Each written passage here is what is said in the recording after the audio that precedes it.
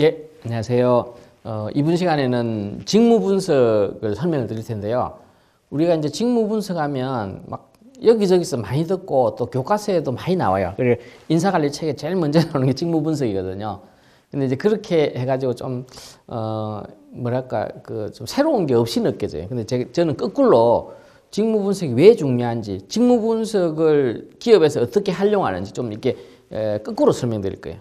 그래서 직무 분석이 없으면 인사관리가 합리성 인사관리가 잘 안 됩니다. 아시겠죠?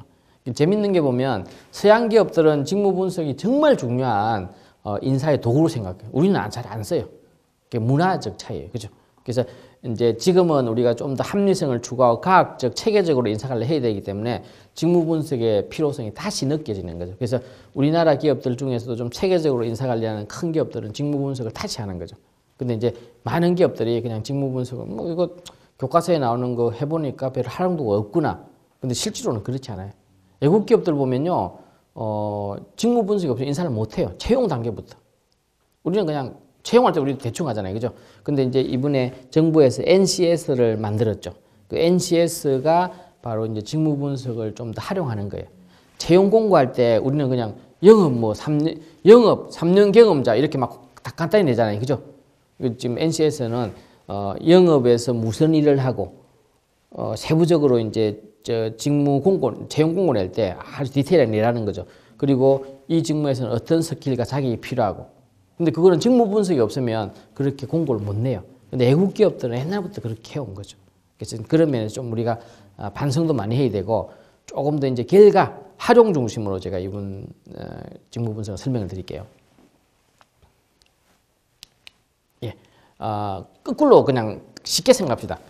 조직 구성원이 뭐 100명이 있어요. 그 100명에는 임원도 있고 팀장도 한 뭐 100명이니까 한 뭐 7, 8명 있고 그다음에 뭐 과장, 대리, 사원이 있을 거 아니에요. 그죠?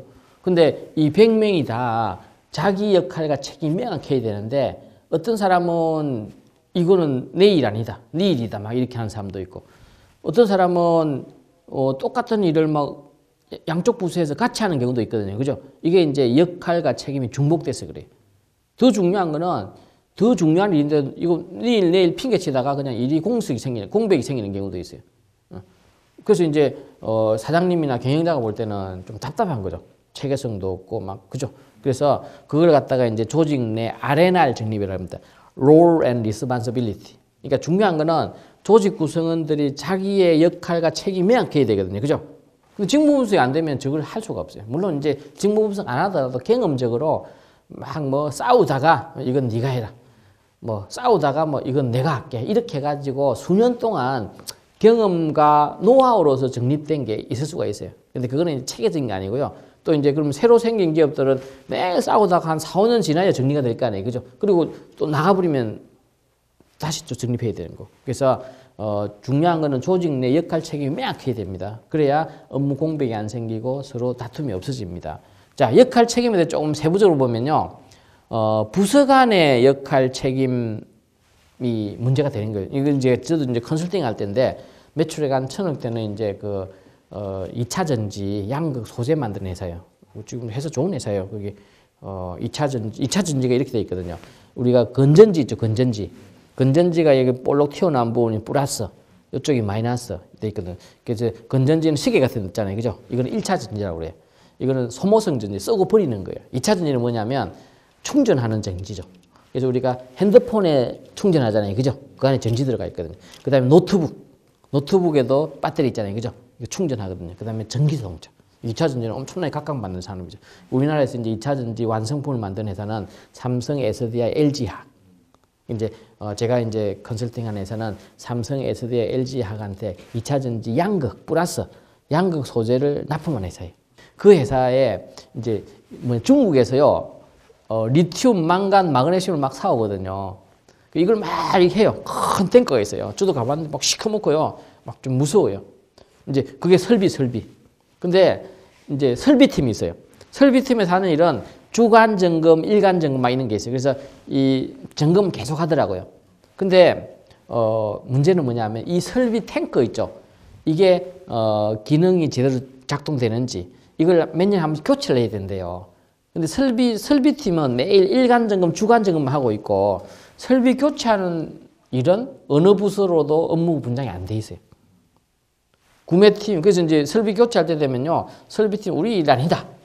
구매팀 우리 설비 모른다. 결국 사장님이 하더라고요.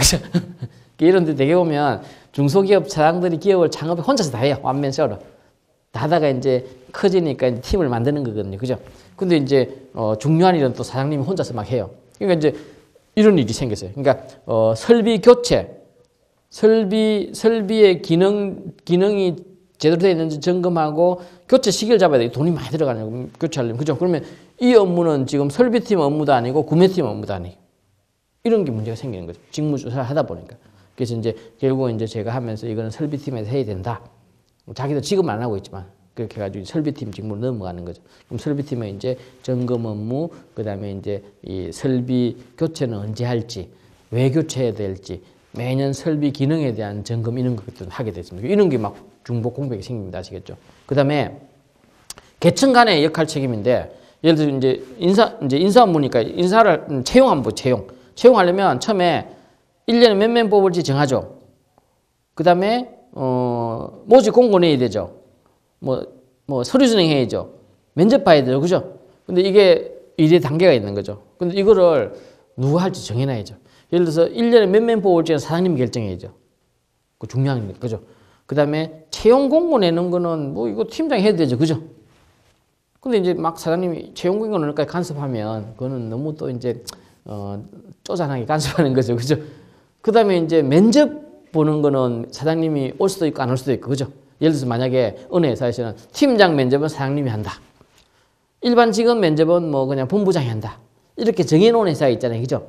그런 정해놓은 회사는 이 직책 간의 역할 책임이 구분이 없죠. 그죠? 근데 그걸 안 정해놨어요. 예를 들어서. 그래서 막 사업 면접 보는데 이거 사장님이 봐야 되는데 막 헷갈리잖아요. 그죠? 뭐 그러면 이거는 이제 계층 간의 역할이 명확하지 않은 거죠. 그럼 예를 들어서 이제 모든 일이 프로세스가 있는 거거든요. 단순한 채용이라면 채용도 보면 모집 광고, 서류 전행, 면접 있고 그것도 보면 채용 대상에 따라서 팀장급, 뭐 팀원급.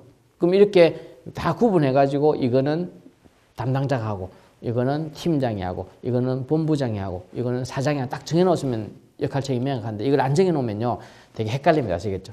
그럼 사장님이 야 그럼 내 바쁜데 그냥 김 팀장이 해 이렇게 했어요. 김 팀장이 했어요. 그럼 또 이제 조금 있다가 보면 사장님이 그거 까먹고 야 김 팀장 왜 그거 네가 해 나한테 보고 안 하고 사장님이 하라고 그랬는데요. 막 그러면서 또 서로 불신이 생기거든요. 그죠? 이거 중요합니다. 예를 들어서 그 2008년도에 우리 서브프라이머리 미국에서 금융위기가 생겨가지고요 환율이 1,500까지 올라갔어요. 그때 뭐 좀 중견기업인데 큰 기업인데요. 제가 컨설팅하는 기업인데 문제가 하나 생겼어요.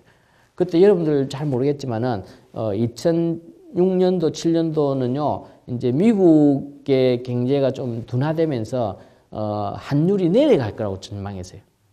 그래서 환율이 내려갈 걸 전망해가지고 많은 기업들이 키코라는 걸 키코. 시티뱅크 키코들의 중소기업. 근데 갑자기 환율이 올라가니까요, 조그마한 기업에서요, 몇십억씩요, 페널티를 물어야 돼요. 은행에다. 그래가지고 이제, 제가 컨설팅 하는 기업 난리가 났어요. 그 기업이 이익이, 1년 이익이 매출액 한 1,000억 넘어 되는 회사입니다. 1년 이익이 50억인데, 영업이익이. 20억을요, 키코에서 환율이 내려갈 걸로 전망했는데 갑자기 올라가니까, 페널티를 물어야 되거든요. 해칭 프로그램에 들었기 때문에. 그래서 20억이 날아가 버렸어요. 그 조그만 회사가. 그래서 회장님이요, 재무 담당 이사를 불렀어요. 아니, 김 이사, 이거 어떻게 된 거야? 이러니까, 김 이사가, 회장님, 제가 키코 가입한 때 보고 드렸습니다. 회장님은 나는 기억 없다. 그 서류도 안 남아있잖아요. 그죠? 나는 기억 없다. 그래가지고 결국은 막 싸웠는데, 결국 회사는 20억 날아가 버린 거고, 페널티 물어야 되니까. 그래서 결국은 어떡합니까? 회장님이 나갈 수도 없고, 그죠? 그래서 결국은 재무 담당 이사 사직서 내세요. 하시겠죠? 이게 없어가지고, 예를 들어 만약에 보십시오. 금융거래할 때 계약 체결하는 거는 회장님이 해야 되는데 이렇게 이제 전결 규정이나 그 내부 규정이 있으면요. 당연히 그 규정에 따라 일을 했기 때문에 회장님 보고 드렸겠죠. 그죠? 이런 일이 생각보다는 많아야 하시겠죠.